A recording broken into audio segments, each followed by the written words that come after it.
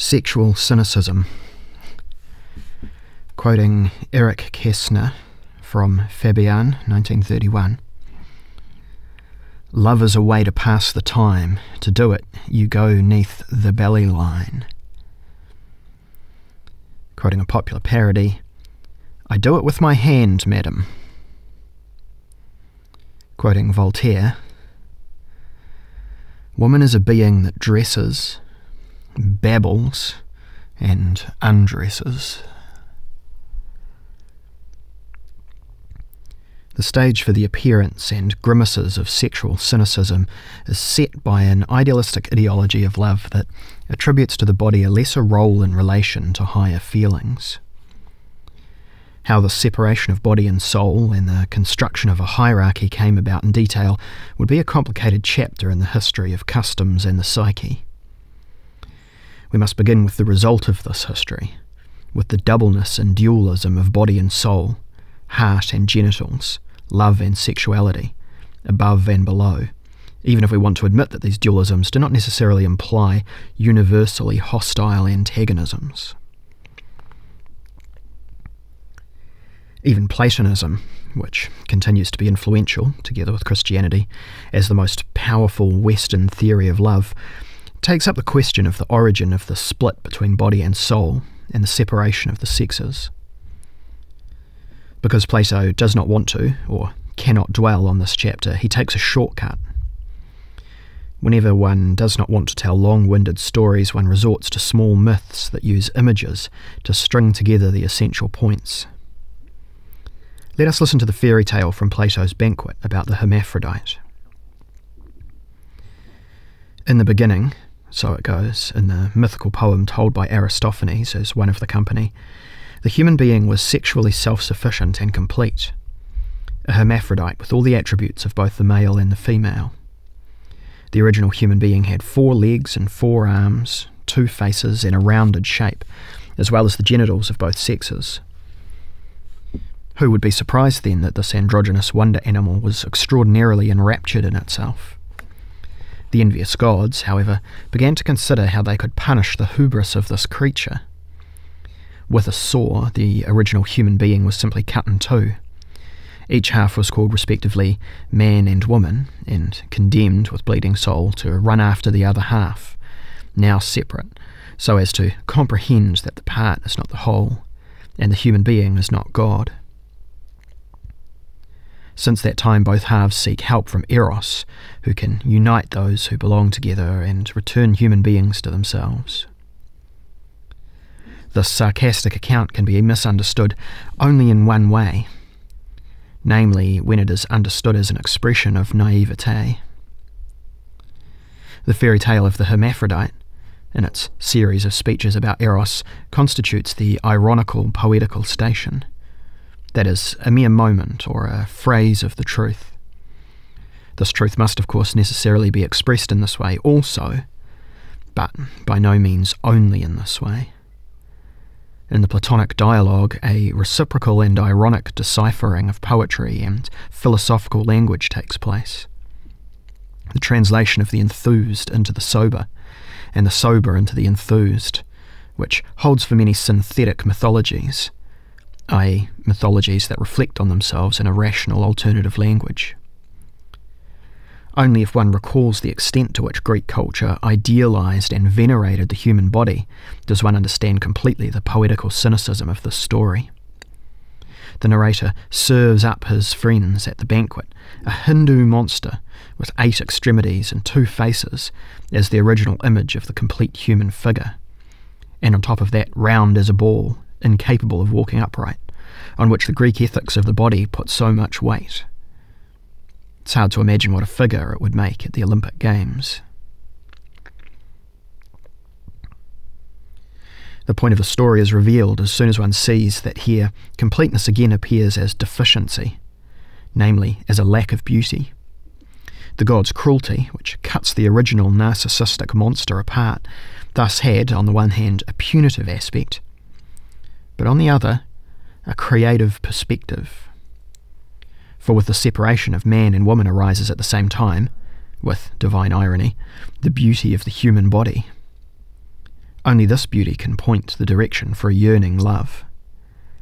Undivided, the spherical creature cannot yet experience love, because there is as yet no beauty in it that is worth yearning for in love.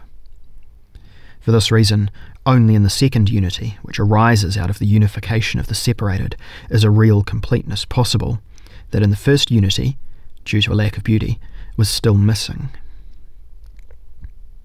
From now on, Eros, the god of the desire to unite, and of infatuation with beauty, must also be part of the game if unification is to occur.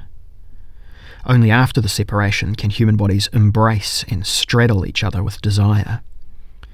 Umarmen und umbeinen. Umbeinen. One then imagines a curious scene.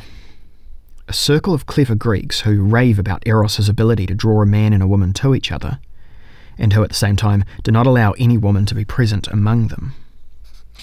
At the banquet, in public life, in the academy, everywhere the men and their erotic theories are among themselves. Are they really? Do they suspect that the female aspect is not represented in their circle? Do they sense a lack of oppositions, stimuli, love objects, and targets for yearning when they are among themselves? It does not appear so. They obviously feel themselves to be complete, intellectually as well as sexually.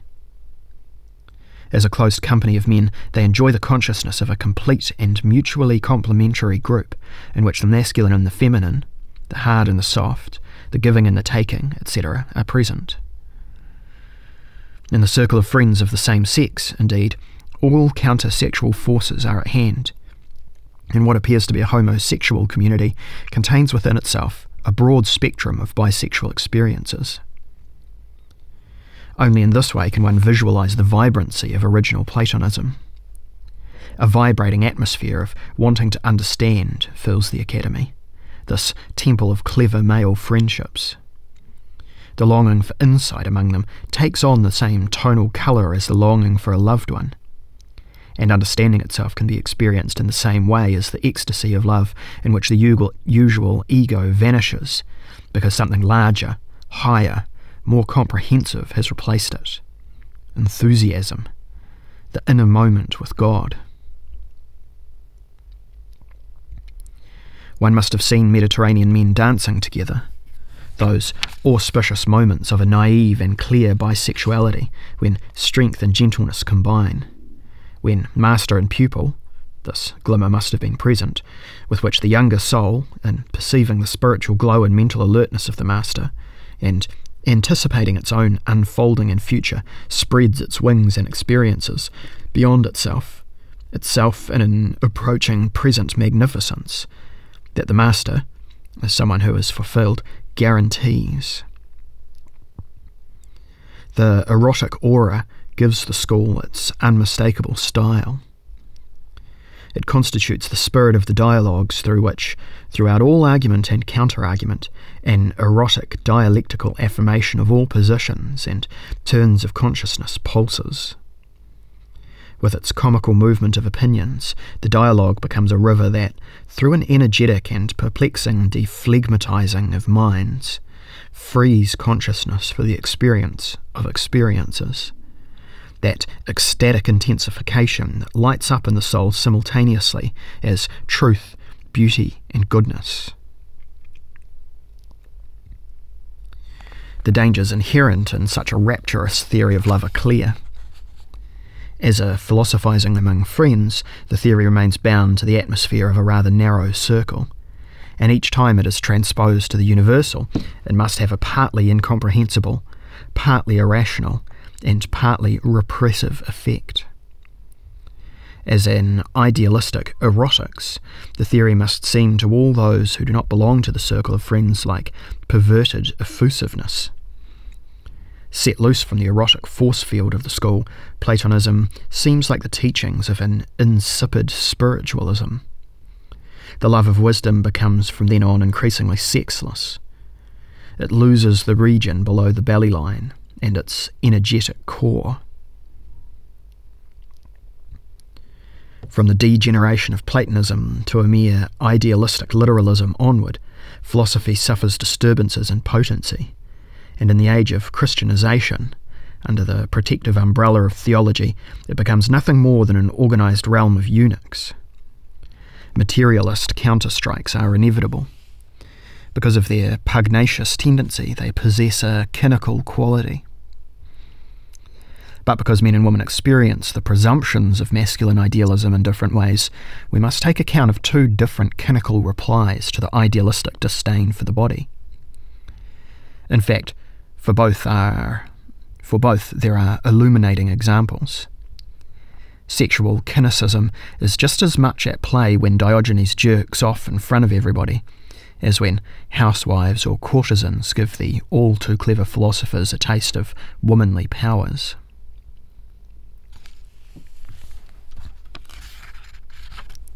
One. With Diogenes masturbating in public, another chapter of sexual history begins. In this first happening of our civilization, ancient cynicism shows its sharpest claws.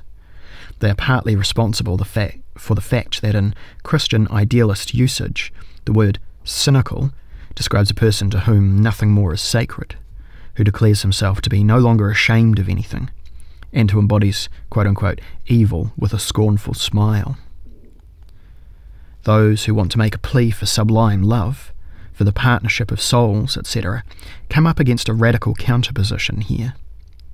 This position teaches sexual self-sufficiency as the original possibility for the individual. The officially sanctioned married couple is not the first to have a chance to satisfy sexual urges. The individual human being, the laughing masturbator in the marketplace of Athens, is already in a position to do so. Plebeian onanism is an affront to the aristocratic soul-to-soul game, as well as to love relationships in which individuals, for the sake of sexuality, subjugate themselves to the yoke of a relationship.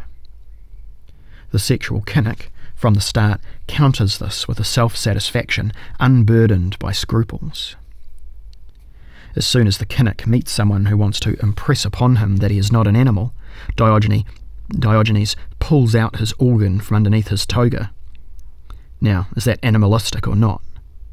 And anyway, what do you have against animals? When someone comes who wants to dissuade human beings from their animal foundations, the cynic must demonstrate to his opponent how short the way is from the hand to the organ. Did human beings not initially, through their upright stature, find themselves in the position where the hands were precisely level with their genitals? Is the human being, seen anthropologically, not the masturbating animal? Is it not possible that human consciousness of autarky, more than is generally surmised, comes from the consequence of the upright stature just mentioned? The quadrupeds, in any case, have been spared this anatomical, philosophical complication. Indeed, masturbation accompanies our civilization like an intimately philosophical as well as moral problem. Masturbation is to the libidinous region what self-reflection is to the intellectual region. It constitutes at the same time a bridge from male cynicism to female cynicism, especially to the cynicism that can be observed in the present-day women's movement. Here, too, onanism is considered an aid to emancipation.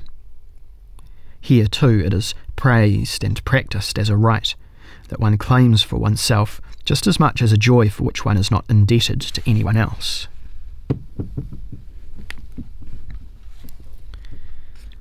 2. To speak of a female cynicism is methodologically risky, because the history of female consciousness for the whole of ancient times is documented only indirectly, in the medium of male traditions. Nevertheless, some traditional anecdotes can be examined from a female cynical perspective. They are, of course, stories told primarily from a male perspective that, from the beginning, view female images from a master cynical angle. Stories about women as whores and as evil matrimonial dragons. Nevertheless, in some cases, a slight displacement of the viewing angle suffices for the same anecdotes to show a pro-feminine meaning. Excuse me. As a rule, they mirror typical scenes out of the battle between the sexes, where it happens that the man slips into the weaker position. This happens to him especially in two areas: sexual dependence and household management. The first example treats Aristotle in the role of a fool in love. One anecdote says that one day he fell so passionately in love with the Athenian courtesan Phyllis that he completely lost his own will and surrendered himself blindly to her whims. The famous whore thus commanded the thinker to crawl on all fours in front of her, and he, willingly, without will, obeyed and let himself be made a fool of. Humbly he crawled on the ground and served his mistress as a mount.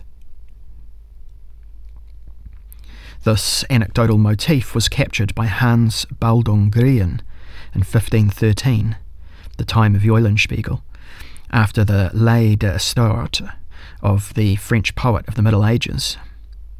The white-bearded philosopher crawls on all fours in a walled garden, while Phyllis, with a broad behind and obtruding belly, sits on his back.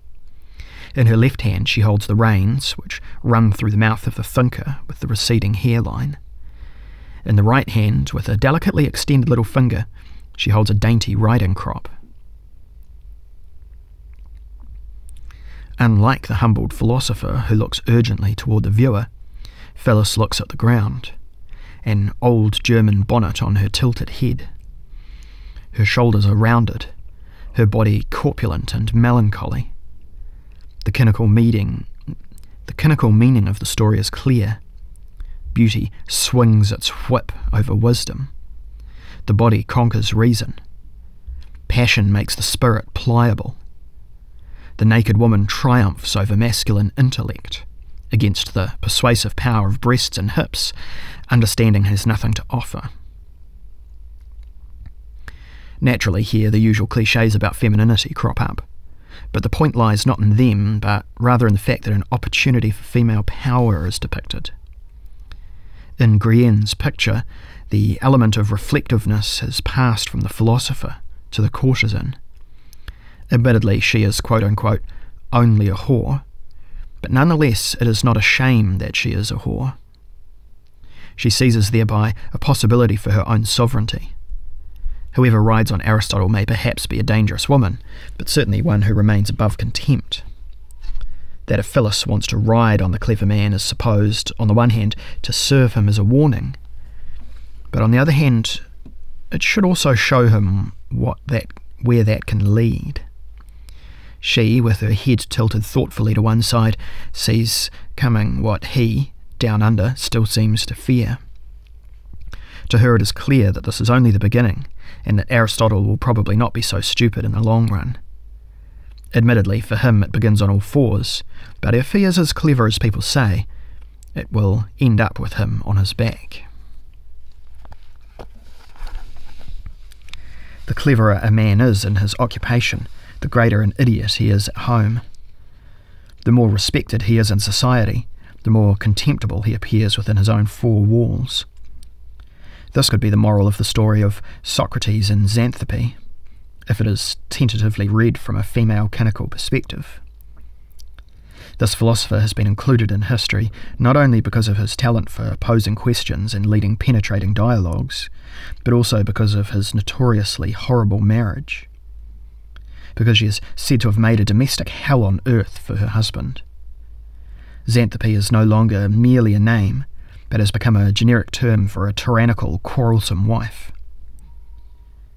But a small alteration in point of view suffices to see the relationship between Socrates and Xanthippe in another light. Xanthippe, the evildoer, then appears rather as the victim of her apparent victim, and the latter becomes recognisably in a significant way as the true culprit. From today's perspective, everything speaks for defending Xanthippe against her bad reputation. One really has to ask oneself how Socrates managed to manoeuvre himself into such conjugal misery, and this question can be posed in several variations. If Xanthippe really was from the start the kind of woman the legend says she was, we would show very little understanding for our great philosopher, because then it was his own carelessness that led him to choose precisely her, and no other woman. Or is he supposed to have thought, ironic as he was, that a surly woman was just what a thinker needs? If, from the beginning, he recognised her true nature and put up with it, then this indicates deplorable marital behaviour on his part, because he thus unreasonably expected a woman to spend her whole life with a man who obviously at best endured her, but did not appreciate her. Conversely, if Xanthippe had become, as she is described, only during her marriage to Socrates, then the philosopher would really come into a questionable light, because then, indisputably, he himself must have caused his wife's vexation without having interested himself in it. No matter how the story is turned, Xanthippe's moods fall back on Socrates. This is a genuine philosophical problem. How did the thinker and questioner manage not to solve the puzzle of Xanthippe's bad temper? This great midwife of truth was obviously unable to let his wife's rage express itself, or to help her find a language in which she would have been able to express the grounds and justifications for her behaviour.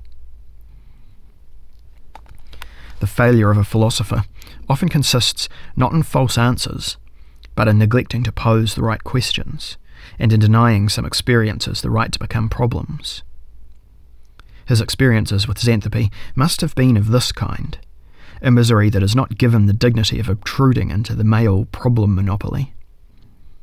Philosophers fail when they endure as a naturally given evil that for which they are to blame. Indeed, their capacity for quote-unquote wisely enduring it is in itself an intellectual scandal, a misuse of wisdom in favour of blindness. With Socrates, it seems, this misuse immediately avenged itself, when a thinker cannot refrain from equating humanity with masculinity. Reality will strike back in the philosopher's marital hell. The stories about this thus have, I think, also a cynical meaning.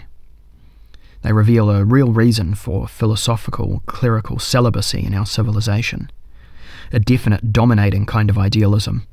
Philosophy and grand theory becomes possible only when a certain other kind of experience is systematically avoided.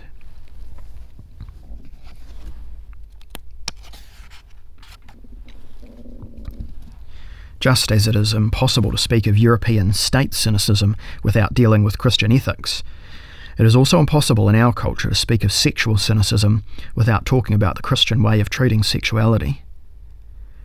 The really crass, cynical gestures can arise only on a foundation of idealism and oppression, the idealism of oppression, because Christian sexual morality is based on sublime lies.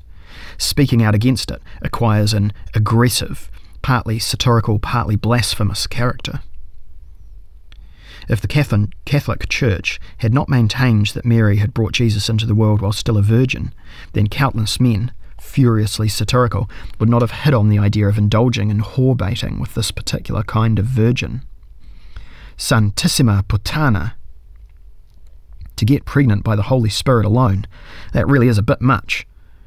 Naturally, one would like to know how the Holy Spirit goes about doing it, and how the white dove, the most remarkable of all birds, wriggles out of the affair. Is he not already too spiritualized? In the end, does he not do it with the hand of providence? Enough of that. Jokes of this kind come from Christian mythology almost with the necessity of a natural law. As soon as idealism has gone too far, realism will strike back blasphemously. The question can even be posed, as some psychoanalysts have done, whether in the psychostructure of the Western Christian man, particularly the Catholic man who grows up under the halo of a Mother Madonna, a sexual cynical phase is almost unavoidable. For at some time or another, the thought reaches the consciousness of every boy that his mother has been his father's whore. Does Christian dualistic metaphysics offer any chance at all for the unqualified affirmation of the sexual animal side of human beings? Has the corporeal and especially the lusty aspect from the start fallen on the wrong side? There are two reasons why complaining about the hostility of Christian dualism towards the body does not quite exhaust this subject. First, in this religion there have been remarkable attempts to Christianize the body, and even the sexual act, and thus to draw them onto the side of the good.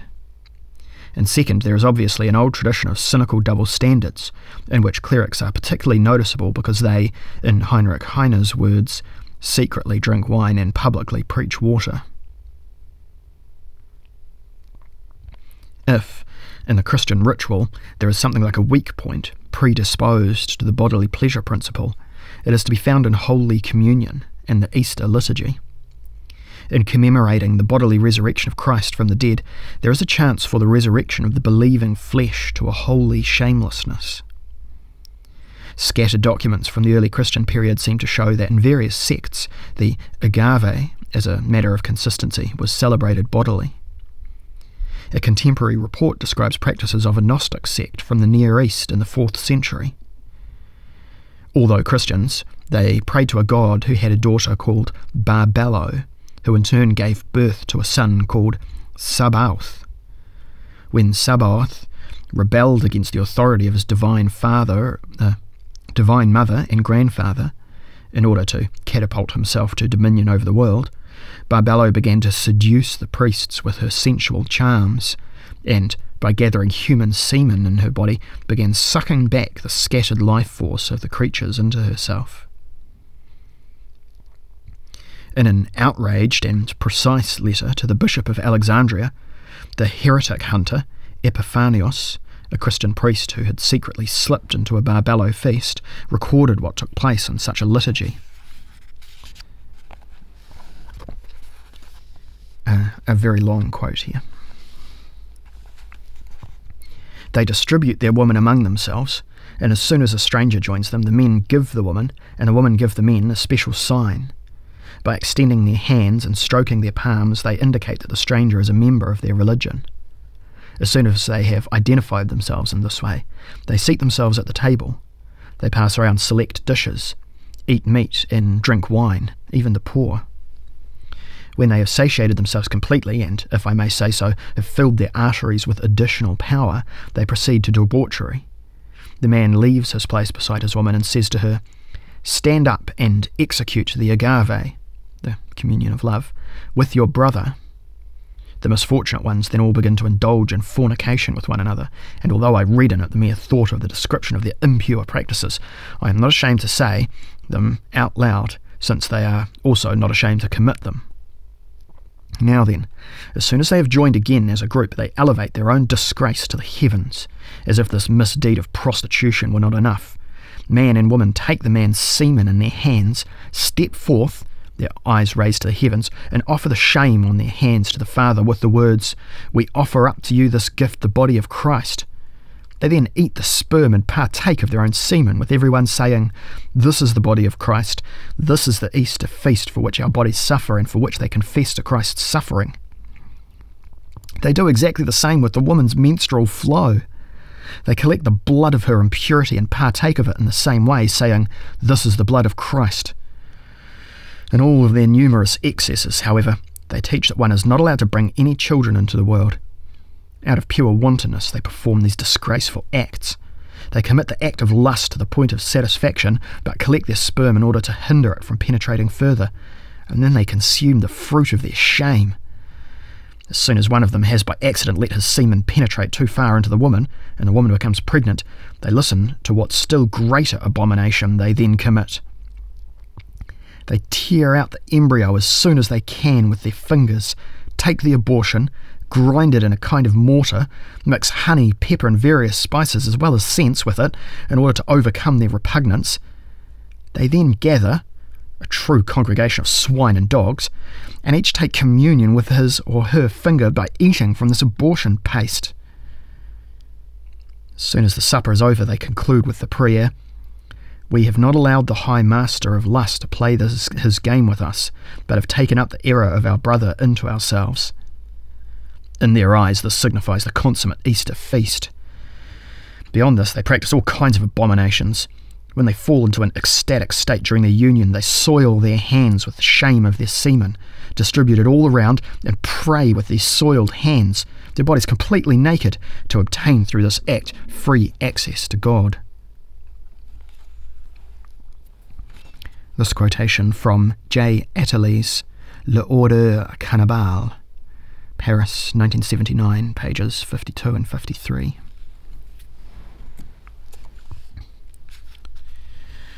The witness himself has already provided the key phrase: a true congregation of swine and dogs.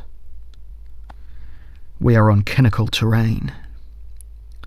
This document, even though it can scarcely be very representative, evidences a radical, Christianized sexual cynicism. No longer the initial and simple cynicism of Greek philosophy with its public onanism and nuptials, but already an artificial and religiously involved cynicism, one that, with its perverse aspects, already makes concessions to the Christian religion. However, no matter how remarkable these practices may have been, the main shock that its description conveys lies not in the details, but in the otherwise unthinkable fact that shines through the whole phenomenon. There is such a thing as a Christian orgy. An unrestrained, innocent, indeed a holy and wild release, and a wallowing in male and female juices that pleases God. At least on this one occasion, Christianity has showed itself as a naked tumult of drunken Christian bodies that celebrate their lust. This is what makes Epiphanios' face turn red. Of course, it is uncertain whether it is the red of shame or the red of someone infected by shamelessness. This is what makes Epiphanios' face turn red. Of course, it is uncertain whether it is the red of shame or the red of someone infected by shamelessness. After all, he is infected, at least to the extent that he, as priest, hazards to write these things down, and how he himself behaved in the middle of this holy group sex remains his secret. The Bishop of Alexandria does not have to know everything. Even more shocking, perhaps, is that here God's Son is replaced by a daughter who is described as the anti-type of the Mother of God, Mary. Barbello is the sucking, gathering, and flowing cunt of God, whereas the Virgin Mary cannot hover over Catholic altars with her belly or anything lower showing. Here an alternative extreme within the possibilities of Christian mythology is reached. And if the blood of the woman is ritually equated with the blood of Christ, then the Gnostic liberation of the female body has ventured further than modern feminist mysticism has ever dreamed of doing.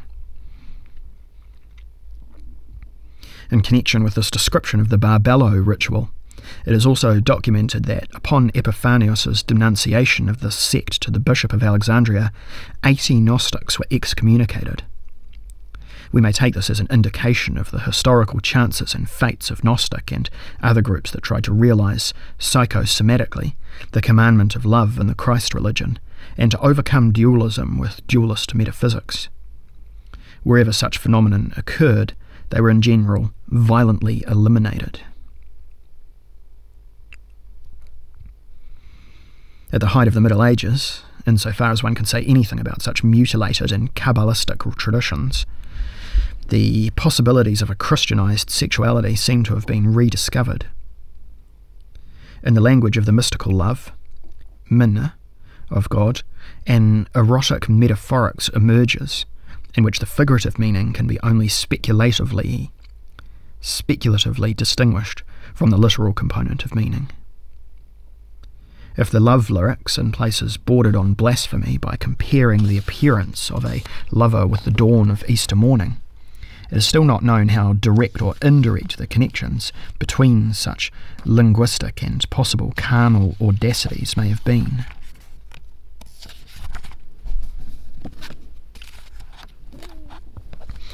We also do not know exactly what sexual consequences the mysticism of the Brotherhoods of the Free Spirit had. See Norman Cohn, Das Ringen das Tausendjährige Reich.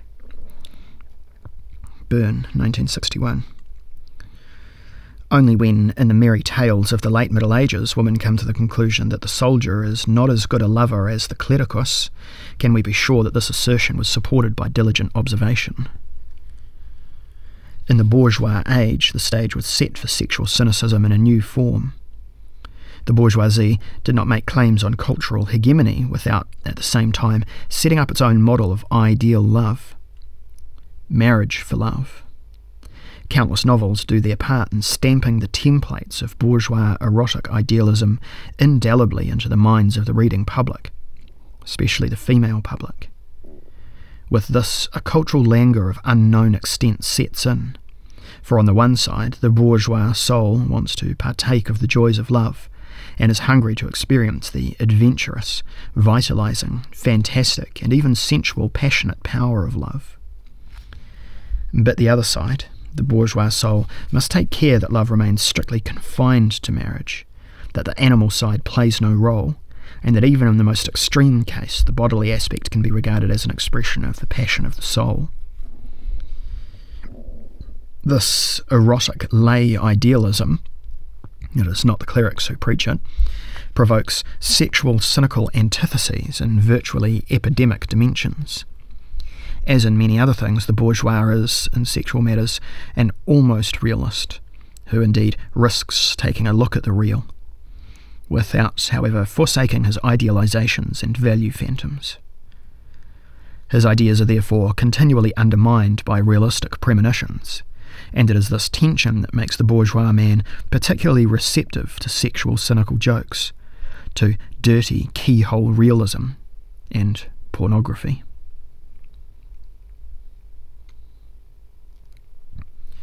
For the bourgeois, the crucial point is to cherish his values, without forgetting how things happen down there in reality. Hence the cynical smile. One knows all about it. One knows the business. I too was in Arcadia. But this is not, quote-unquote, our level. We will not so easily be made to confuse above and below. Admittedly, the bourgeois does not unwillingly visit the brothel and convince himself there of the common denominator between whores and ladies. But reality remains divided. The differences are defended.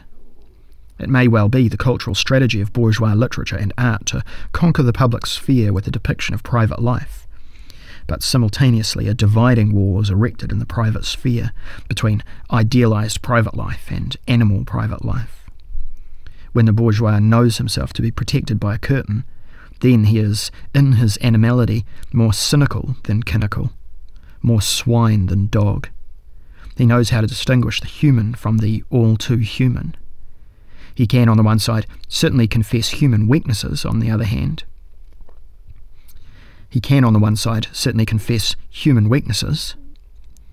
But on the other, ideal side, he is resolute in preserving composure. To quote Bismarck, politeness to the last rung of the gallows. A definition of a lady has even been attempted according to whether she knows how to make the right face when a dirty joke, Herrenwitz, is told in her presence. The right face betrays that the person knows what it is about, but also that she stands above it. To the cultivation of a lady belongs the tolerant, ironical note in dealing with the inevitable male cynicism. Through psychoanalysis, we have become used to connecting psychological enlightenment automatically with sexual enlightenment. In this, there is something right and something wrong. The psychoanalytic attempt to overcome bourgeois semi-realism in sexual matters and to develop it into a full realism appears to be right. However, the tendency of psychoanalysis to confuse the unconscious with the secretive is wrong. Of course, sexuality is an area in which this confusion almost inevitably occurs. When psychoanalysis began to interpretively explore the so-called unconscious, it entered, in fact, into that area that in bourgeois society was the secret topic par excellence. It took the self-experience and the self-suspicion of the bourgeois as animal seriously. It went on to neutralise the animal sexual area and to bring it back into the sphere of non-secret matters. For this reason, contemporary readers were able to sometimes ask themselves, when studying psychoanalytic publications, whether these should be assigned to the genus of science or to that of pornography. 2 generations of analysts, as well as patients, have been plagued by the tendential confusion of the secretive with the unconscious. For the airing of sexual secrets in late bourgeois culture as a whole has in no way led to the elimination of neurosis from society, because pathogenic sexual secrets constitute only a tiny fraction of the individual, as well as of the social unconscious. Psychoanalysis is a historical hybrid. With its sexual pathological foundation, it looks into the past. With its conviction that the unconscious is produced, it looks into the future. In the manner of a cultural detective, it has turned the early bourgeois suspicion into a certainty. The human being is based on the animal. This suspicion has been, at least since the 18th century, with people in bourgeois society, a society that, on the one hand, began with the final taming of the inner animal by reason, enlightenment, and morality, but which saw, as a byproduct of this taming, an ever larger and threatening animal shadow emerge from below. Only the fully civilized, de-animalized bourgeois semi-realist can have such a persistent and eerie self-suspicion of its interior and its lower parts. This self-suspicion of the bourgeois animal flares up in romantic literature, with all its gloomy, mysterious metaphors of the animal abyss leading inward and downward. The romantics know that 2 paths are open to the bourgeois, one in the bourgeois light, the other in the unbourgeois depths. The first marries, becomes a respectable man, begets children and enjoys middle-class peace. But what does he know of life? Quoting the 4th verse of J.V. Eichendorff's poem Die Zwei Gesellen, The 2 Bachelors, from 1818. To the second sang and lied the 1,000 voices in the ground, tempting sirens, and drew him into the wanton billows of the colourfully ringing chasm. To the second sang and lied the 1,000 voices in the ground, tempting sirens, and drew him into the wanton billows of the colourfully ringing chasm. The second is the inner other, the still unchainable animal that risks the descent into its own secrets and crevices of its soul, in the colourful chasms of animal lust. Only those who try to completely banish the animal element in themselves sense in themselves a growing danger, which should be handled carefully. A variant of such carefulness is encountered in the psychoanalytic vocabulary that designates the area of the repressed, dangerous animal element with a true lion tamer's expression, the unconscious.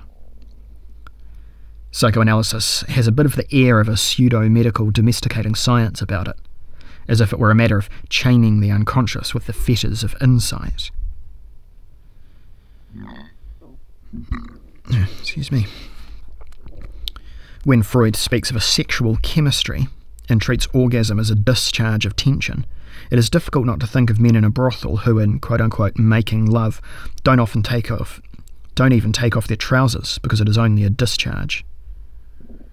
This too is a silencing, a disenchanting, an unjustified objectification and neutering of sexuality.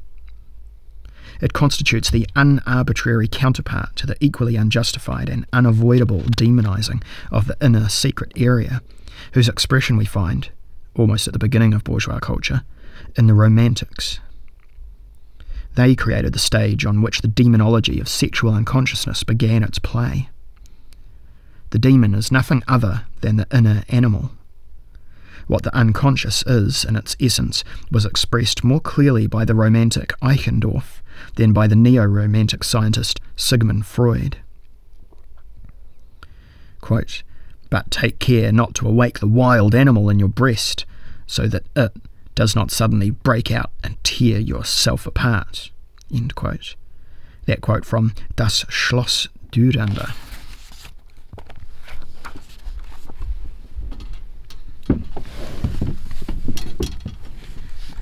The late bourgeois cultural situation is markedly different from the 19th century, which found its expression in the psychologies of the unconscious. No contemporary still believes in or practices the separation of ideal and animal love. Thus, a basic precondition for sexual cynical attacks has been voided. A woe/man does not laugh at dirty jokes anymore, nor does pornography have an aggressive bite. Today, both are completely backward. However, it would be naive to think that this means that the game is over. Whenever cynicism has asserted itself, new cynics can be found who can, as usual, make a dirty business out of the no longer dirty truth. Pornographic shock is admittedly over, once and for all, but the business of pornography is still flourishing. For a long time now, there has not been in late bourgeois pornography any spark of a personal reckoning with inhibitions, erotic idealisms, and sexual taboos. Rather, it consciously produces backward consciousness by citing, with a wink, taboos as if, in order to break through them with a false gesture of enlightenment. The cynicism of our tit and thigh press consists not in exposing more or less pretty naked women to the general view, but in unrelentingly restoring superseded sexual relations and working with a high degree of consciousness towards artful stupefactions. For this reason, the cynical, enlightening, realistic momentum today is to be found in some feminist groups that, as a public protest, smash the display windows of porno shops. Late bourgeois pornography serves in capitalist society as an initiation into the not-now structure of schizoid life, swindled out of its own time. It sells the original, given and self-evident as a distant goal, as utopian sexual stimulus. The beauty of the body, which in Platonism was recognised as a signpost for the soul to the highest enthusiastic experience of truth, in modern pornography serves to reinforce the lovelessness that, in our world, has the power to define what reality is. The beauty of the body, which in Platonism was recognised as a signpost for the soul to the highest enthusiastic experience of truth, in modern pornography serves to reinforce the lovelessness that in our world has the power to define what reality is.